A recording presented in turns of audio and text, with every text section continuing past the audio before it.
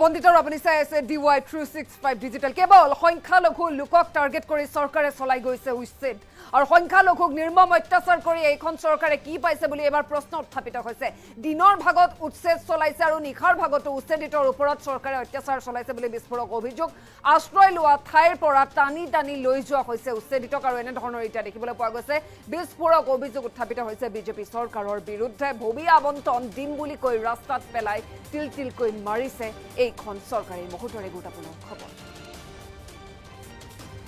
কেৱল সংখ্যালঘু লোকক টাৰ্গেট কৰি চৰকাৰে চলাই গৈছে উচ্ছেদ আৰু সংখ্যালঘুক নিৰ্মম অত্যাচাৰ কৰি কি পাইছে এইখন চৰকাৰে বুলিও এবাৰ প্ৰশ্ন উত্থাপিত হয়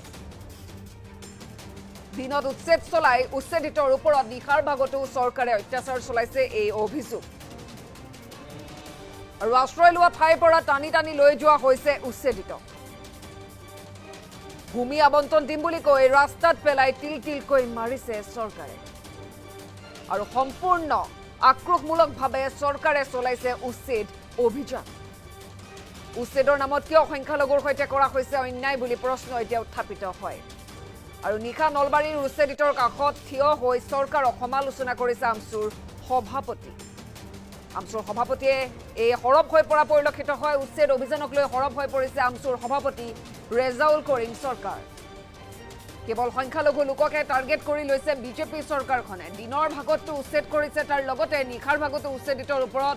অত্যাচাৰ চলাইছে এইখন চৰকাৰে এনে ধৰণৰ এতিয়া বিস্ফোৰক কথা কৈছে বিস্ফোৰক অভিযোগ উত্থাপিত কৰিছে আশ্ৰয় লোৱা ঠাইৰ পৰা টানি টানি লৈ যোৱা হৈছে উচ্ছেদিতক দিনৰ ভাগত উচ্ছেদ চলোৱাৰ পিছত নিখাৰ ভাগত উচ্ছেদিতৰ ওপৰত চৰকাৰে অত্যাচাৰ কৰিছে ভূমি আবণ্টন দিম বুলি কৈ ৰাস্তাত পেলাই তিল তিলকৈ মাৰিছে উচ্ছেদিতক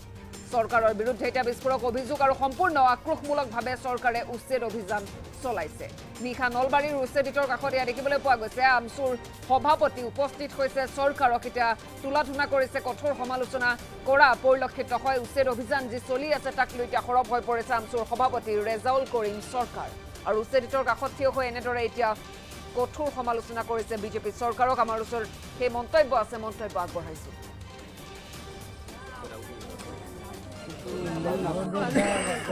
মুন্নাফ আব্দুল মুন্নাফ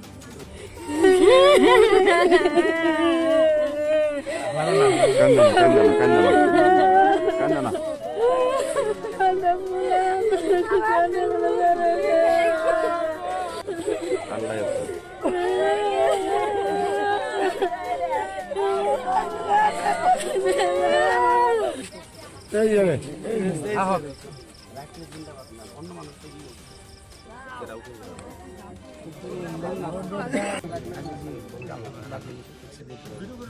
আজি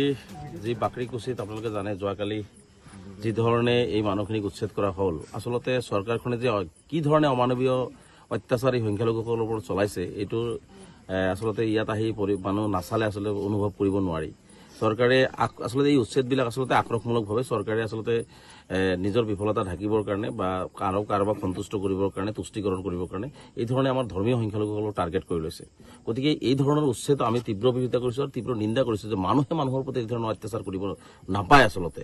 কিয় মুখ্যমন্ত্ৰী এই ধৰণৰ আক্ৰমণ কৰি পেলাই সংখ্যালঘুসকলক যি ধৰণে আজি চাওক ৰাতি তেওঁলোকে শোৱাৰ অৱস্থা নাই ৰাতি দিনত তেওঁলোকক উচ্ছেদ কৰিছে ৰাতি ল'ৰা ছোৱালীলৈ তেওঁলোকে এটা ঠাইত থিয় হৈ আছিলে সেই ঠাইৰ পৰা তেওঁলোকক ৰাতিয়ে তেওঁলোকে আহিব দিয়ে তেতিয়া তেওঁলোকে আহিব নোৱাৰিলে আকৌ ৰাতিপুৱা 3:40 তেওঁলোকক টানি টানি তাৰ পৰা খেদি পঠোৱা হৈছে এবাৰ উচ্ছেদ কৰি দিলে ক'ৰবাত তেওঁলোক ল'ৰা ছোৱালীলৈ থিয় হৈ আছিলে ৰাস্তাৰ কাষত তাৰ পৰা ৰাতি 3:40 বজাত তেওঁলোকক পুলিচ লগাই পেলাই তাৰ পৰা আঁতৰাই দিয়া হ'ল গতিকে এনেকুৱা ধৰণৰ জঘন্য আৰু যি নিৰ্মম অত্যাচাৰ কৰি আছে ইয়াৰ জবাব কিন্তু অসম চৰকাৰখনে পাব নিশ্চিতভাৱে আৰু মই ভাবোঁ যে মানুহৰ লগত আচলতে কোনো ৰাজনৈতিক নেতা কোনো ৰাজনৈতিক দলে আচলতে এনেকুৱা আচলতে চৰিত্ৰ নেদেখুৱায় যি ধৰণে হিমন্ত বিশ্ব শৰ্মা ডাঙৰীয়া চৰকাৰখনে বা মুখ্যমন্ত্ৰী ডাঙৰীয়াই দেখুৱাই আছে গতিকে ইয়াৰ কিন্তু জবাব নিশ্চিতভাৱে তেওঁলোকে পাব কাৰণ মানুহৰ চকুৰ পানী যি ধৰণে পেলাই আছে আজি মানুহক যি ধৰণে বেঘৰ কৰিছে ইয়াৰ জবাব কিন্তু নিশ্চিতভাৱে নেদেখাজনে তেওঁলোকক দিব আৰু এইটো তেওঁলোকে মানে পাবই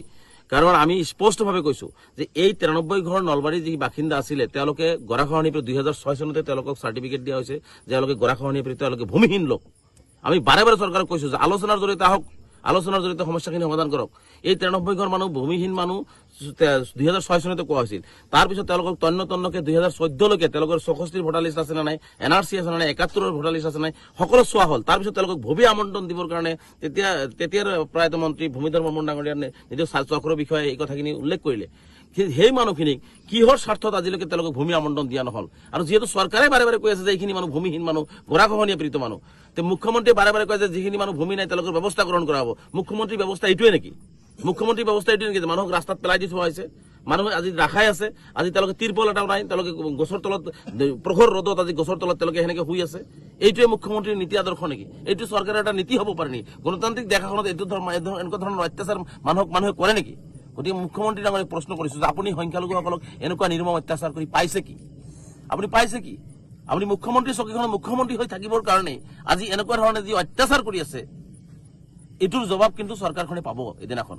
গতিকে নাপায় মানুহক এনেকুৱা। মই মুখ্যমন্ত্ৰীক হাত জোৰ কৰি কৈছো, ৰাতি 12 বজাত কৈছো যে নাপায় মানুহৰ লগত এনেকুৱা অন্যায় কৰিবৰ কাৰণে, মানুহৰ লগত এনেকুৱা অত্যাচাৰ কৰিবলৈ নাপায় চৰকাৰখনে যি ধৰণে অত্যাচাৰ কৰি আছে। এইসকলতো বিদেশী নহয়, ভাৰতীয় নাগৰিক। চৰকাৰে এওঁলোকক গৃহহীন বুলি কৈছে, এওঁলোকে ভূমিহীন বুলি কৈছে, চৰকাৰে এওঁলোক গৰাখহনীয়া পীড়িত বুলি কৈছে, এওঁলোকক ভূমি আবণ্টন দিব লাগে বুলি 2006 চনৰ পৰা চৰকাৰে নলবাৰী জিলা প্ৰশাসনে কথাবিলাক উল্লেখ কৰি আছে। তাৰপিছতো আজি 452 বিঘা মাটিৰ কথা কৈ মাত্ৰ 50 বিঘা মাটিত এইখিনি মানুহ বসবাস কৰি আছিলে। 50 বিঘা নালাগে, এই 93 ঘৰ মানুহক যিখিনি মাটি লাগে সেইখিনি মাটি দি পেলাই বাকীখিনি তেওঁলোকে লৈ লওক, তাত কোনো আপত্তি কোনেও নকৰিলেহেঁতেন, চবে সহযোগিতা কৰিলেহেঁতেন। কিন্তু আজি মাত্ৰ সেই অলপখিনি মাটি তেওঁলোকে যিখিনি মানুহত ঘৰ বাৰী বনাই আছে সেইখিনি তেওঁলোকে উচ্ছেদ কৰি গোটেই 450 বিঘা মানুহক উচ্ছেদ কৰা হ'ল। ইয়াত 450 বিঘা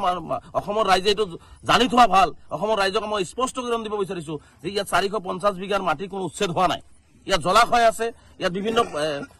পতিত মাটি আছে, ইয়াত বিভিন্ন খালী মাটি আছে। ইয়াত মাত্ৰ কেইবিঘামান মাটিতহে এই 93 ঘৰ মানুহ বহি আছিল, যিসকলক ভূমি আবণ্টন দিয়াৰ কাৰণে বাৰে বাৰে নলবাৰী জিলা প্ৰশাসনক কোৱা হৈছিলে, আৰু তেওঁ নলবাৰী জিলা প্ৰশাসনে দিম বুলিও আশ্বাস প্ৰদান কৰিছিলে। গতিকে সেই কেইবিঘামান মাটিত উচ্ছেদ কৰি 450 বিঘাৰ যিটো বাবা লোৱাৰ, অসমত যিটো বাবা লোৱাৰ যিটো প্ৰক্ৰিয়া নলবাৰী জিলা প্ৰশাসন বা অসম চৰকাৰে কৰি আছে, এইটো সঁচাকৈ গৰিহণাৰ যোগ্য, নিন্দনীয়। গতিকে স্পষ্টকৈ কৈছো যে নলবাৰী জিলাত কোনো 452 বিঘাত উচ্ছেদ হোৱা নাই। ইয়াত কেইবিঘামান মাটিত এই গৰাখহনীয়া পীড়িত লোক আছিল, আৰু এইসকলক টাৰ্গেট কৰি ধৰ্মীয় সংখ্যালঘু হোৱাৰ বাবে কৰিছে। গতিকে আমি স্পষ্টকৈ ইয়াৰ বিৰুদ্ধে, এই অন্যায়ৰ বিৰুদ্ধে আমি যুঁজ কৰিমেই, আমি আমাৰ আন্দোলন চলাই যাম। আৰু এটা কথা ঠিক স্পষ্ট যে এই মানুহখিনিক ন্যায় নিদিয়ালৈকে সদৌ অসম সংখ্যালঘু ছাত্ৰ ইউনিয়ন অবিৰতভাৱে কাম কৰি যাব। গতিকে অসম চৰকাৰক স্পষ্টকৈ কৈছো যে আপুনি যিমানেই বলডুজাৰ নচলাই, যিমানেই মানুহৰ বেঘৰ কৰিব, সিমানেই আপোনালোকৰ অভিশাপ লাগিব। কাৰণ আপোনালোকে শান্তিত শুই আছে আৰু এইখিনি মানুহক আপোনালোকে বেঘৰ কৰিছে। এইখিনি মানুহৰ ল'ৰা ছোৱালীক আজি আপোনালোকে মুকলি আকাশৰ তলত থৈছে, প্ৰখৰ ৰ'দৰ মাজত থৈছে।